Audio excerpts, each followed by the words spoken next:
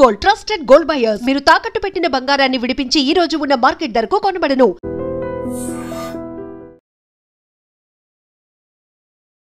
Jubilee hills ఉప ఎన్నికల ఫలితాలు యాక్చువల్లీ అందరం కూడా ఎదురు చూస్తున్నాం అసలు ఫలితాలు ఎట్లుంటాయి ఏంది అనేది. అంటే అఫ్ కోర్స్ ఎగ్జిట్ పోల్స్ వచ్చేసినాయి, సర్వేలన్నీ వచ్చేసినాయి. ఇక జూబ్లీ హిల్స్లో ఎవరు గెలవబోతున్నారు ఏంది అనేది కూడా ఒక క్లియర్ కట్గా అన్ని ఆల్మోస్ట్ వన్ సైడెడ్గా కాంగ్రెస్ పార్టీ అభ్యర్థి నవీన్ యాదవే గెలవబోతున్నాడని చెప్పి మొత్తం ఆల్ సర్వేస్ అదే చెప్పినాయి. కానీ మీకు ఇప్పుడు కనిపిస్తున్న ఈ పర్సన్ ఎవరైతే ఉన్నారో కేకే సర్వే ఈ ఒక్కైనా మాత్రమే మీరు చూడండి, కాంగ్రెస్కి 41% ఇచ్చిండు, బీఆర్ఎస్కి 49% ఇచ్చిండు. అంటే 8% డిఫరెన్స్తోని బీఆర్ఎస్ఏ గెలుస్తుందని కేవలం ఒకే ఒక్కడు అనుకోండి, ఇంకొక సర్వే ఏదో ఇచ్చినట్టున్నారు అంతేగాని. సో ఇక్కడ మనకు కేవలం ఒక 8%తోని కంఫర్టబుల్ మెజార్టీతోని బీఆర్ఎస్ పార్టీ గెలవబోతుందని ఒక్క కేకే సర్వే మాత్రమే చెప్తోంది. సరే అందరు ఒకటి చెప్తే ఈయన ఒక్కడే ఇట్లా చెప్తున్నాడు అనేది నిన్నటి వరకు కూడా అనుకున్నారు. కానీ యాక్చువల్లీ ఇప్పుడు చర్చ ఇంకో విధంగా స్టార్ట్ అయింది. యాక్చువల్లీ బీఆర్ఎస్ వాళ్ళ వాదన ఏంటి అంటే వాళ్ళు అసలు ఏం జరిగింది ఏంది అనేది మొత్తంగా కూడా అన్ని డివిజన్స్ దగ్గర నుంచి వాళ్ళు గ్రౌండ్లో ఏం జరుగుంటుంది అనేది ఏ పార్టీ కూడా ఆ పార్టీ వాళ్ళ పర్సనల్ సర్వేస్ కూడా చేసుకుంటాయి కాబట్టి మొత్తం అన్ని లెక్కలు వేసుకోవడం స్టార్ట్ చేశారు. ఇక్కడ ఫస్ట్ మెయిన్ దెబ్బ ఏడబడ్డది అంటే ముస్లిం ప్రాబల్యం ఉన్నటువంటి డివిజన్స్ ఏవైతే ఉంటాయో ఆ ప్రాంతాల్లో గతంలో వాళ్ళు బీఆర్ఎస్తోనే ఉండే, అప్పుడు వాళ్ళకు అనుకూలంగా పనిచేసిండ్రు. ఇప్పుడు కాంగ్రెస్ వైపు వచ్చేసిండ్రు ఈ కమ్యూనిటీ కాబట్టి ఇక కాంగ్రెస్కి అనుకూలమని అందరైతే అనుకున్నారు. కానీ ఇక్కడే దెబ్బ పడ్డది, ఇక్కడే సైలెంట్ ఓటింగ్ జరిగింది. అది ఏంటి అంటే మహిళలు అండ్ ఎస్పెషల్లీ ముస్లిం కమ్యూనిటీకి సంబంధించిన మహిళలు ఆదరించింది కాంగ్రెస్ పార్టీని కాదు, బీఆర్ఎస్ పార్టీని ఆదరించిండ్రు. వాళ్ళు వేసింది పూర్తిగా బీఆర్ఎస్కి అనేది ఇంటర్నల్గా బీఆర్ఎస్ పార్టీ వాళ్ళు అనుకుంటున్నటువంటి మాట ఆర్ వాళ్ళు ఇంటర్నల్గా చేస్తున్నటువంటి సర్వేల ప్రకారం లెక్క తీస్తే వాళ్ళకు అందినటువంటి సమాచారం. సరే ఇంకోటి ఏం జరిగింది మనకు తెలుసు, జూబ్లీ హిల్స్లో మాగంటి సునీత అంటే BRS party candidate Maganti Sunitha ఆమె హాఫ్ డే కంటే ముందు నుంచి కూడా దొంగోట్లు వేస్తున్నారు, రిగ్గింగ్ జరుగుతుంది, దొంగోట్లు వేస్తున్నారు అని చెప్పి చాలా చోట్ల ఆమె గట్టిగా వాయిస్ వినిపించడం, ఆ తర్వాత ధర్నాలు చేయడం ఇవన్నీ కూడా చేసిండ్రు. చేసినప్పుడు అది నిజమా కాదా అని ఇప్పుడు ఈ 2 days నుంచి మనం మాట్లాడుకున్నటువంటి టైంలో నిజంగానే అక్కడ జరిగింది. నాన్ లోకల్స్ అండ్ కొంతమంది ఎమ్మెల్యేస్, ఎంఐఎంకి సంబంధించిన ఎమ్మెల్యేస్ దగ్గరుండి మరి కొన్ని బూత్లను క్యాప్చర్ చేసుకొని వాళ్ళ ఆధీనంలోకి తీసుకొని దొంగ ఓట్లు వేయించారు అనేది కూడా చాలా మంది అక్కడ గ్రౌండ్లో ఉన్న వాళ్ళు చెప్తున్నటువంటి మాట. సరే ఎన్ని వేయించిండ్రు? ఇప్పుడు కాంగ్రెస్ పార్టీ ఫస్ట్ నుంచి కూడా చాలా కాన్ఫిడెంట్గా ఉండింది. ఏంటి అని అంటే 15,000 నుంచి 20,000 మేము మెజార్టీతో గెలిచేస్తామని చాలా చాలా కాన్ఫిడెంట్గా ఉన్నారు. కానీ నిన్న బీఆర్ఎస్ పార్టీ రిపోర్ట్ తెప్పించుకున్న తర్వాత వాళ్ళు లెక్కలేసుకుంటే మేబీ 15,000 లేకపోతే 20,000 వీళ్ళు దొంగ ఓట్లు వేయించుకున్నారు అనేటువంటిది వీళ్ళు ఇమాజిన్ చేసుకోగలిగారు. కానీ తీరా చూస్తే ఎంత చేసినా ఈ ఎంఐఎం వాళ్ళు వచ్చినా లేకపోతే ఇంకోళ్ళు వచ్చినా అధికారం ఉందని అధికార పార్టీకి సంబంధించిన వాళ్ళు నాయకులు వచ్చి కొన్ని బూత్స్ని వాళ్ళ ఆధీనంలోకి తీసుకొని వేయించినా సరే అది కేవలం 5 నుంచి 6,000 మాత్రమే వీళ్ళు చెయ్యగలిగినరు. మిగతావన్నీ మాత్రం బీఆర్ఎస్ పార్టీకే పట్టం కట్టిండ్రు జనం, ఎస్పెషల్లీ లేడీస్ అండ్ అందులో కూడా ఎంఐఎంకి సంబంధించిన మహిళలు అనేటువంటిది బీఆర్ఎస్ పార్టీ వాదన అనుకోండి, బీఆర్ఎస్ పార్టీ ఇంటర్నల్ గా వాళ్ళు తెప్పించుకున్నటువంటి రిపోర్ట్లో తేలినటువంటి ముచ్చట. ఇప్పుడు అందుకే ఇంకో చర్చ స్టార్ట్ అయింది.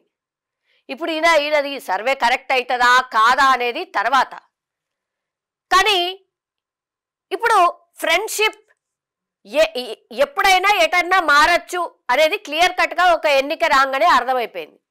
మొన్నటి వరకు బీఆర్ఎస్ పార్టీతో ఉన్నటువంటి ఎంఐఎంకి సంబంధించిన నాయకులు ఇప్పుడు ఏకంగా కాంగ్రెస్ కి షిఫ్ట్ అయిపోయినరు.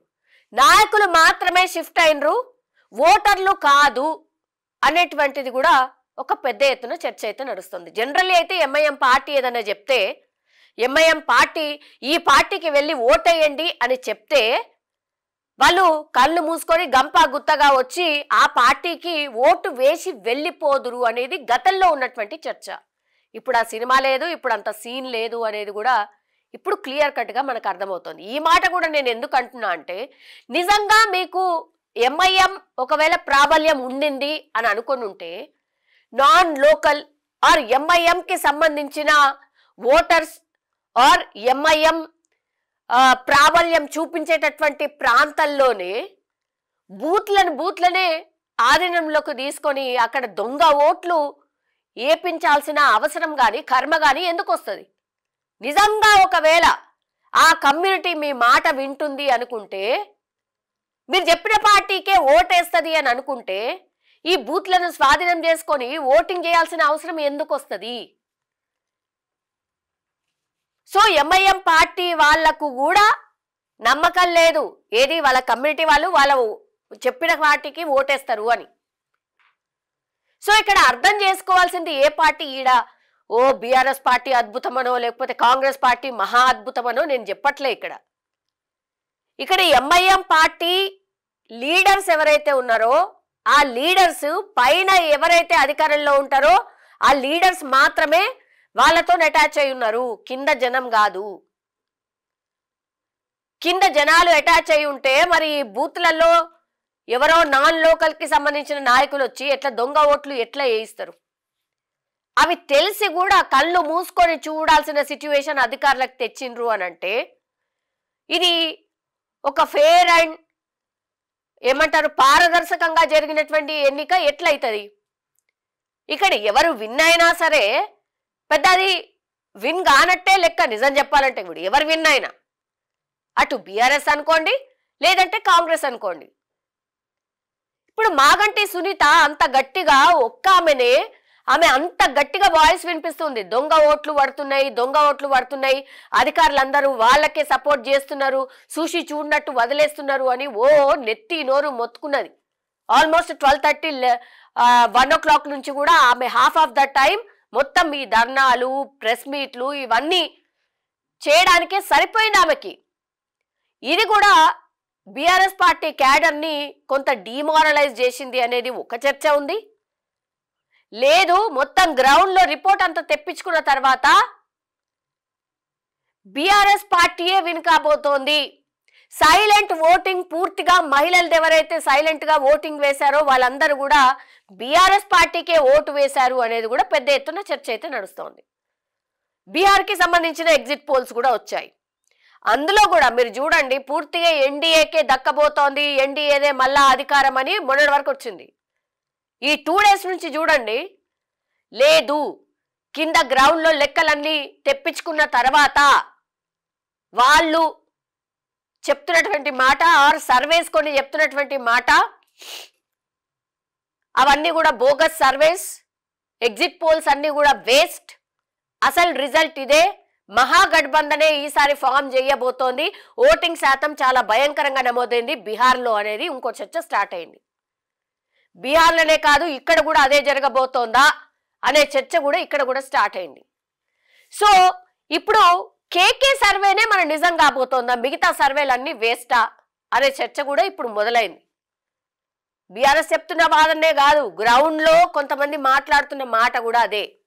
సైలెంట్ గా ఓటేసి వచ్చింది బీఆర్ఎస్ కి కాంగ్రెస్ కి కాదు అని.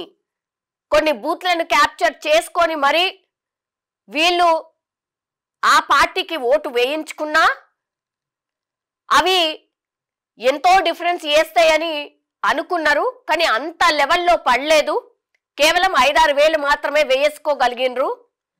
ఆ పైన ఏదైతే మెజారిటీ అనుకుంటున్నారో అది టోటల్ గా బీఆర్ఎస్ పార్టీకి అనుకూలంగా ఉంది కాబట్టి బీఆర్ఎస్ పార్టీయే విన్ కాబోతోంది అనేది కూడా ఇప్పుడు ఒక చర్చ అయితే మొదలైంది.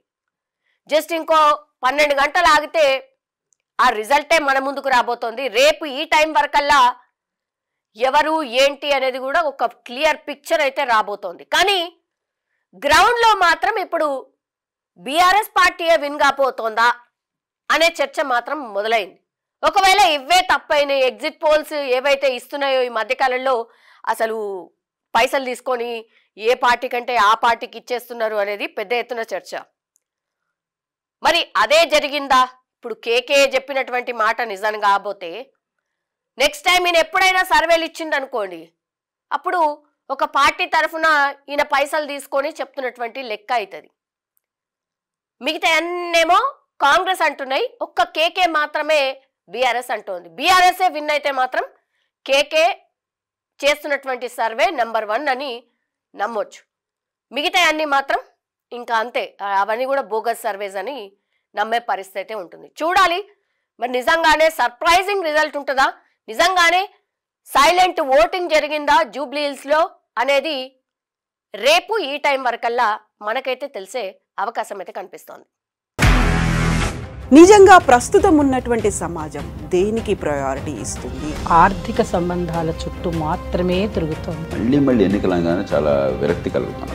మంచి అనిపిస్తుంది కదా, లేడీస్ కూడా ఛాలెంజింగ్ జాబ్స్ చేసినప్పుడు చాలా బాగుంటది. ట్రాఫిక్ అసిస్టెంట్స్ గా నియమించిన ట్రాన్స్జెండర్స్ అందరితో సాల్యూట్ చేయించుకుంటున్నారు. ఫుడ్ డెలివరీ ఇవ్వటానికి వెళ్ళినటువంటి డెలివరీ బాయ్ అనిల్ పై కళ్ళ ముందు